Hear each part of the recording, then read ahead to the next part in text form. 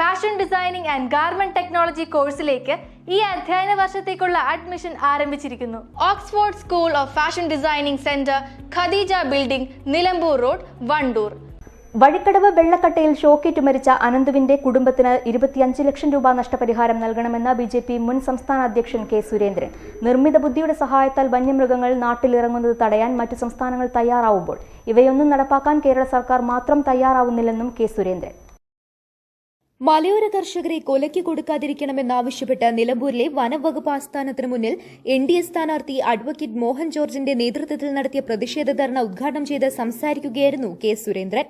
രാഷ്ട്രീയമായ ഒരു വിമർശനം അല്ലെങ്കിൽ അവർക്ക് അനുകൂലമായിട്ട് എന്തെങ്കിലും പറയുന്നത് കർണാടകത്തിലെ വനം വകുപ്പും തൊട്ടടുത്ത് കേരളത്തിലെ വനം വകുപ്പ് നിങ്ങൾ നോക്കും.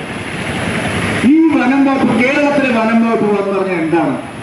പാവപ്പെട്ട വനം വകുപ്പ് ഉദ്യോഗസ്ഥന്മാർക്ക് ഒരു മുളവടിയും ഒരു ടോർച്ചും അല്ലാതെ ഈ സങ്കീർണമായ പ്രശ്നങ്ങൾ പരിഹരിക്കാൻ എന്ത് സൗകര്യമാണ് കേരളത്തിലെ വനം വകുപ്പ് ഒരുക്കി കൊടുത്തിട്ടുള്ളത്?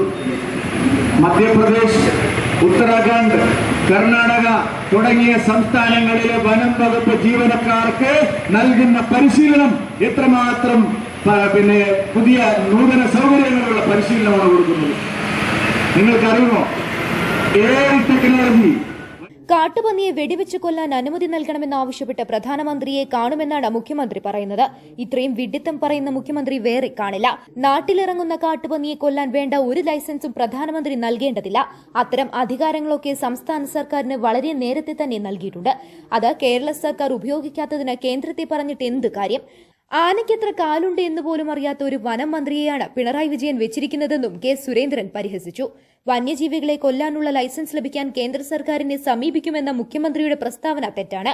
വന്യജീവികളെ തുരത്താനും കൊല്ലാനുമുള്ള അധികാരം സംസ്ഥാനങ്ങൾക്ക് നൽകിയിട്ടുണ്ടെന്ന് പാർലമെന്റിൽ തന്നെ കേന്ദ്ര വനം മന്ത്രി പലവട്ടം വ്യക്തമാക്കിയിട്ടുണ്ട്. അത് നിയമം തന്നെയാക്കിയിട്ടുമുണ്ട്. പിന്നെ എന്ത് ലൈസൻസാണ് കേരളത്തിന് ലഭിക്കാനുള്ളത്? സ്വന്തം ഉത്തരവാദിത്തത്തിൽ നിന്ന് ഒളിച്ചോടാൻ പിണറായി സർക്കാർ ജനങ്ങളെ തെറ്റിദ്ധരിപ്പിക്കാൻ നടത്തുന്ന ശ്രമമാണിത്. നിലമ്പൂരിലെ മലയോര ജനത നേരിടുന്ന വന്യജീവി ആക്രമണങ്ങൾക്ക് ശാശ്വത പരിഹാരം കാണാൻ NDA സ്ഥാനാർത്ഥി അഡ്വക്കേറ്റ് മോഹൻ ജോർജിനെ വിജയിപ്പിക്കേണ്ടത് മലയോര ജനതയുടെ ആവശ്യമാണെന്നും കെ സുരേന്ദ്രൻ പറഞ്ഞു. NDA സ്ഥാനാർത്ഥി അഡ്വക്കേറ്റ് മോഹൻ ജോർജ്, BJP സംസ്ഥാന സമിതി അംഗം advocate Shone George, advocate Suresh, Anoop Antony, Malappuram east ജില്ലാ പ്രസിഡന്റ് രശ്മിൽനാഥ്, BDJS ജില്ലാ പ്രസിഡന്റ് ഗിരീഷ് മേക്കാട്, ബിജു സാമുൽ തുടങ്ങിയവർ പ്രസംഗിച്ചു. News bureau, Nilambur.